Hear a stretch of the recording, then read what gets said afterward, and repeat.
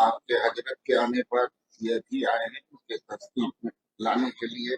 इसी तरह कई उलमाए दीन आए हैं जो बगल में बैठे हैं हमारे साथ, जिसमें मौलाना रफीक अंसारी साहब हैं, मौलाना मोहम्मद जहीरुद्दीन साहब हैं, हाफिज कारी अब्दुल जब्बार रिजवी साहब हैं और आरिफ भट्ट साहब हैं, राफिया नाज साहब हैं, ये तारिक इमरान साहब हैं। सब लोग हम लोग हजरत के आने के बाद आए हैं और आज का ये प्रेस कॉन्फ्रेंस आपका है, मुख्य वक्ता है आपका। ये आप सब हम लोग को संबोधित करें। मैं बहुत अदब के साथ मौलाना जनाब साजिद रिजवी साहब से गुजारिश करूंगा कि आज सब मीडिया भाइयों को संबोधित करने का कष्ट करें।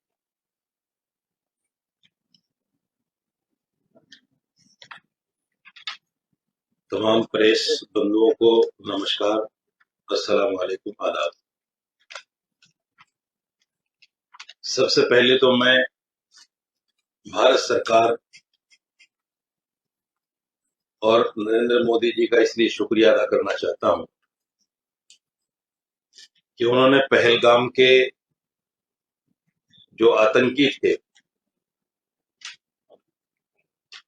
उन पर एक मजबूत हमला किया। उनके बहुत सारे हेडक्वार्टर्स जो पाकिस्तान में चलते थे, आतंकी फैक्ट्रियां, उनको खत्म करने का काम किया। हिंदुस्तान की पूरी जनता और खास तौर से हिंदुस्तान के मुसलमान अपनी सरकार और नरेंद्र मोदी जी के साथ,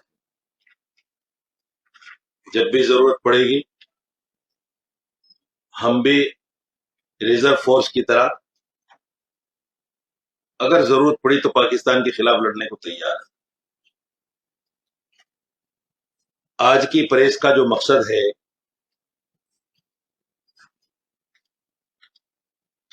वो वक्फ संशोधन बिल के बारे में बताने का है। सरकार एक बिल लेकर आई जो पार्लियामेंट से पास हुआ, राष्ट्रपति जी के इस पर साइन हो गए। वो बिल दरअसल वक्फ संपत्तियों को लेकर है। पूरे हिंदुस्तान में वक्फ की बहुत सारी संपत्तियां हैं, बहुत सारी जायदादें, शायद आप लोगों की जानकारी में होंगी, लाखों एकड़ में है। और ये वक्फ संपत्तियां इसलिए हैं कि गरीब मुसलमानों का माफ कीजिए, गरीब मुसलमानों का इससे भला हो सके। जितने भी स्टेट के वक्फ बोर्ड्स हैं, उन तमाम की ये जिम्मेदारी है कि बेवाओं को पेंशन, मुस्लिम बच्चों को स्कॉलरशिप और जो गरीब और नादार लोग हैं उनके बच्चों की शादियों में वक्फ संपत्ति से होने वाली आमदनी को खर्च किया जाए।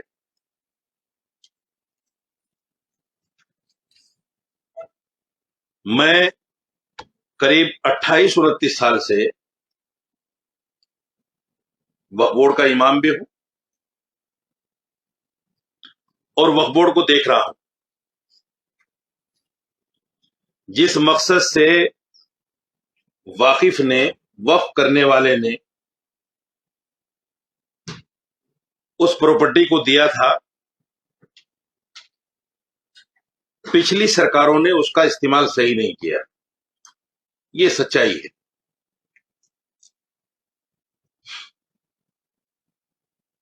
इस्तेमाल इसलिए सही नहीं किया कि एक सरकारी बॉडी स्टेट वक्फ बोर्ड की बना दी जाती है, जिसमें चेयरमैन भी सरकारी होता है, उसके मेंबर भी सरकारी होते हैं। और फिर वो सरकार के इशारे पर जहां चाहे जब चाहे जिसको चाहे वो जमीन आवंटित कर देते हैं। पहले एक मामला था, आपको याद होगा कि 99 ईयर्स के लिए लीज पर दे दी जाती थी, बाद में वो खत्म हुआ, लेकिन परंपरा अब भी जो कि तो चल रही थी वो। और कांग्रेस सरकार ने, खासतौर से मैं दिल्ली की बात करूं, दिल्ली के अंदर 250 बीघा जमीन, 250 बीघा जमीन, गज नहीं 250 बीघा, और वो भी प्राइम लोकेशन पर, ग्रेवयार्ड्स और जो खाली पड़ी हुई संपत्तियां थी वो तमाम की तमाम सरकार ने, कांग्रेस सरकार ने, जो केंद्र में कांग्रेस की सरकार थी और दिल्ली में भी कांग्रेस की सरकार थी, कब्जा कर लिया। 250 बीघा जमीन, मेरे पास उसके सारे पेपर हैं। दुरुपयोग हुआ यकीनी तौर पर, और भ्रष्टाचार इतना कि जिस मकसद के लिए जमीन हमारे पुरखों ने वक्फ की थी, गरीब आदमी वक्फ बोर्ड की संपत्ति को किराए पर भी नहीं ले सकता। इतना भ्रष्टाचार। जितने लोगों ने उन प्रॉपर्टियों को किराए पर लिया वो सब मालदार लोग, क्योंकि पर्दे के पीछे से ऐसे नियम बनाए उन लोगों ने कि जो भी आदमी प्रॉपर्टी को किराए पर लेना चाहेगा, अगर वो आवेदन भी करता है तो जो आदमी रिश्वत ज्यादा देता है उसको दे देते हैं। गरीब आदमी के पास पैसा ही नहीं होता देने के लिए। ये कहा जाता था कि प्रॉपर्टी का 33% पहले वक्फ बोर्ड में जमा कराओ। अगर 100 रुपए की संपत्ति है तो 33 रुपए पहले वक्फ बोर्ड में जमा कराओ। उसके अलावा जो बीच में दलाल होते थे वो दलाल, उनको भी देना पड़ेगा 33% के अलावा, फिर जाकर कहीं किराएदारी होती थी। इतना भ्रष्टाचार था। इन सब बातों को देखते हुए सरकार ये बिल लेकर आई। अब यही लोग जिन्होंने भ्रष्टाचार के नाम पर उस संपत्ति को खूब लूटा, विपक्षी पार्टियां, यही सरकार के खिलाफ हो गई, मुसलमानों को उकसाना शुरू कर दिया। और आपने देखा होगा कि बंगाल में जो परिणाम आया उस उकसाने का, मुसलमान सड़कों पे निकले और हिंसा हो गई। जबकि दीदी ने कहा कि मैं इस कानून को बंगाल के अंदर लागू नहीं करूंगी, फिर भी वहां लोग सड़कों पे निकल गए, फिर भी हिंसा हो गई, फिर भी वहां दुकानें जली। और बड़ी अजीब बात यह है कि ममता दीदी की सरकार होते हुए मुसलमान सड़कों पर निकले, मुसलमानों ने हिंसा की और मुसलमानों के खिलाफ ही केस लगे। हजारों मुसलमान जेल में हैं उस बात को लेकर। जब सरकार मुसलमानों की है वहां, ममता दीदी कहते हैं कि मैं तो आपके लिए हूं। उन्होंने कहा मैं हूं ना, मैं लागू नहीं करने दूंगी इसको। जब मुसलमानों की सरकार थी तो मुसलमान, जब सीएम ने कह दिया कि भाई हम लागू नहीं करने देंगे, तो मुसलमान सड़कों पर आए क्यों? सबसे बड़ा सवाल तो यह है, मुसलमान वहां सड़कों पर आए क्यों? और अगर मुसलमान सड़कों पर आ भी गए तो उन पर लाठियां क्यों चली? उनके खिलाफ केस क्यों हुए? वो आज जेल में क्यों है? आप तो कहते हो कि मैं आपके लिए हूं। तो विपक्षी पार्टियों ने मुसलमानों को उकसाने का काम किया और मुसलमानों के जज्बात से खेला। कांग्रेस जो हमारी हितैषी है, मैंने बताया 250 बीघा जमीन, आज जो देश में मुसलमानों की हालत है उसकी जिम्मेदार कांग्रेस है। इसलिए जिम्मेदार है कि अगर कांग्रेस चाहती, 1954 में वक्फ बोर्ड बना, वक्फ कानून आया, उसके बाद में एक सर्वे टीम बनी, 1970 में एक गजट लाया गया और उस गजट में सारे देश की संपत्तियों को चिन्हित करके हर स्टेट में एक वक्फ बोर्ड बनाया गया और वो प्रॉपर्टियां वक्फ बोर्डों को दे दी गई। मेरा सवाल सबसे बड़ा यह है कांग्रेस से,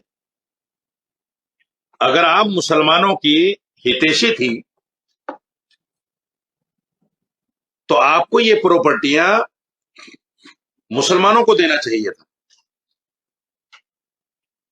गुरुद्वारा प्रबंधक कमेटी की तरह जैसे आपने सिखों की जमीनें, सिखों के गुरुद्वारे सारे उनके हवाले कर दिए, तो ऐसे ही मुसलमानों को ये भी दे दिया जाता अगर कांग्रेस चाहती।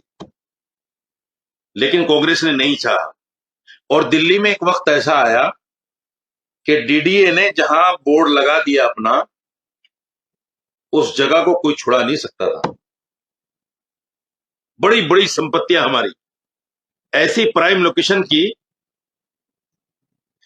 आप अंदाजा कीजिए कि अगर उस 250 बीघा जमीन का आज सर्किल रेट के हिसाब से हम किराया सोचें, सर्किल रेट के हिसाब से, तो साल का कई हजार करोड़ रुपया होता है, कई हजार करोड़ रुपया।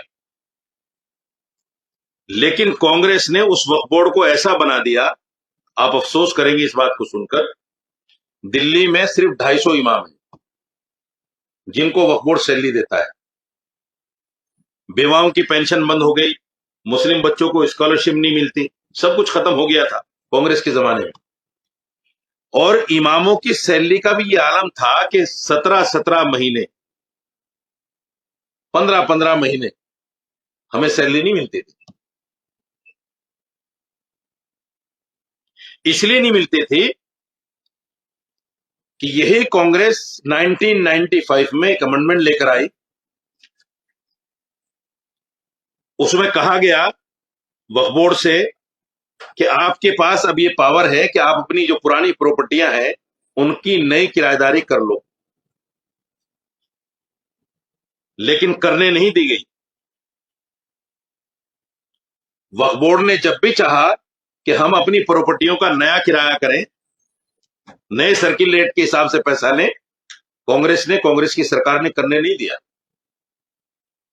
और हाल ये था कि जब तक सरकार वक्फ बोर्ड को ग्रांट नहीं देती थी, इमामों को सैलरी नहीं मिलती थी। और सैलरी कितनी थी कांग्रेस के जमाने में? कांग्रेस के वक्त में बड़ी मुश्किल से जब चौधरी मतीन चेयरमैन बने तो 10,000 रुपए हुए, नहीं तो जिस वक्त मैं वक्फ बोर्ड में इमाम बना तो उस वक्त सैलरी 900 रुपए थी, 96 में। 250 इमामों को जो वक्फ बोर्ड तनख्वाह ना दे पाए, इतनी बड़ी संपत्तियां होने के बाद, उसका जिम्मेदार कौन है? सरकार, कांग्रेस जिम्मेदार। कांग्रेस ने सब कुछ किया है। और आज वही कांग्रेस और बाकी तमाम विपक्षी पार्टियां मुसलमानों को उकसा रही हैं। जब करप्शन खत्म होने की बात हो रही है, पुरानी किराएदारी को नई किराएदारी करने की बात हो रही है, जो लोग नाजायज कब्जा लिए बैठे हैं उनसे वो जमीनें छुड़वाने की बात हो रही है, तो यही विपक्षी पार्टियां, यही कांग्रेस पार्टी मुसलमानों को उकसाने का काम कर रही है। असदुद्दीन अवैसी जैसे लोग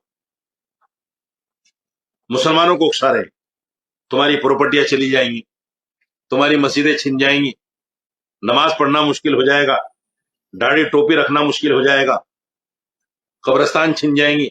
ऐसी ऐसी बातें बोलते हैं ताकि मुसलमानों के जज्बात भड़कें और सरकार के खिलाफ खड़े हो जाए। इसलिए मेरा कहना मुसलमानों से यह है कि विपक्षी पार्टियों के बहकावे में ना आकर वो हमारे जज्बात से खेल रही है, उनको समझें। और ये जो बिल आया है पारदर्शिता करने के लिए, उन संपत्तियों को छुड़ाने के लिए, इनमें से बहुत सारे लोग हैं, कांग्रेस पार्टी के नेता, जमीयत उलमा के लोग, मुस्लिम पर्सनल लॉ बोर्ड के लोग, जो बड़ी बड़ी संपत्तियां लिए बैठे हैं। असदुद्दीन अवैसी, इसके पास बहुत बड़ी संपत्ति है वक्फ बोर्ड की। इनको डर है कि अगर जांच शुरू होगी तो वो संपत्ति वापस देनी पड़ेगी। इसलिए हम बिना किसी कानून, बिना किसी बिल को समझे बगैर हड़बड़ी में कोई काम ना करें, जज्बात में ना आए।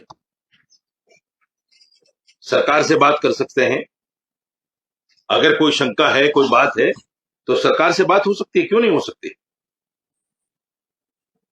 ऐसा तो नहीं कि सरकार ने मना कर दिया बिल्कुल कि हम किसी से बात नहीं करेंगे। इसलिए जज्बात में ना आए, परेशान ना हो, और इन विपक्षी पार्टियों के बहकावे में ना आए। ये सबसे बड़ा उद्देश्य है मेरा, कि हम विपक्षी पार्टियों के बहकावे में ना आए। जो तंजीमें हमें वर्गलाना चाहती हैं, सड़कों पर लाना चाहती हैं, उनके बहकावे में आकर हम सड़कों पर ना आए। क्योंकि जब जब सड़कों पर आएंगे फिर वही बंगाल जैसा सीन पैदा होगा, हिंसा होगी, दुकानें जलेंगी। आप नहीं करोगे, यही लोग बीच में 10 लोग छोड़ देंगे कुर्ता टोपी पहनाकर। फसाद वो लोग करेंगे, नाम मुसलमानों का होगा। इसलिए कोई भी काम जज्बात में ना हो, सोच समझ कर सरकार से संवाद करें, बात करें।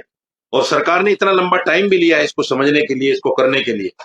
ऐसा नहीं कि आनंद फानंद में सब कुछ हो गया है, अभी भी मामला कोर्ट में है। कोर्ट में होने के बाद तो सब लोगों को खामोश बैठ जाना चाहिए, क्योंकि जो हमारी न्याय प्रणाली है उस पर हमें पूरा भरोसा है कि हमारे साथ इंसाफ होगा। इसलिए हम जब तक ये मामला कोर्ट में है, जब तक किसी तरह का कोई जलसा जुलूस, सड़कों पर आकर किसी तरह की कोई बात ना करें और इस बिल को समझने की कोशिश करें। ये कानून लागू होगा तो इंशाअल्लाह मैं समझता हूं जब नई किराएदारियां होंगी तो जो मुस्लिम मसाइल हैं वो सारे हल होंगे, अच्छे लोग सामने आएंगे, उनके हाथों से सारे काम होंगे। तो ये सब मुसलमानों के फलाह बहबूद के लिए होगा, किसी तरह की बदगुमानी में ना रहे। विपक्ष तो यही चाहता है। बहुत बहुत शुक्रिया तमाम प्रेस वालों का कि आपने वेट भी किया और मेरी बात को सुनने के लिए आप इतनी देर से यहां बैठे हैं, आए हैं। तमाम लोगों का बहुत शुक्रिया। मौलाना साहब, ये बताइए जी, कि आपने जो इसमें बताया कि क्या क्या हो सकता है, ये बहुत बिल जो आया है जी। मुसलमानों को कैसे मतलब लाभ पहुंचेगा, ये बात आपने की।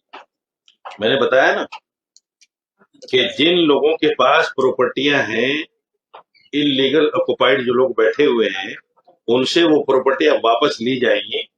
जो पुरानी किराएदारियां हैं वो खत्म करके नई किराएदारी होगी आज के सर्किल रेट के हिसाब से।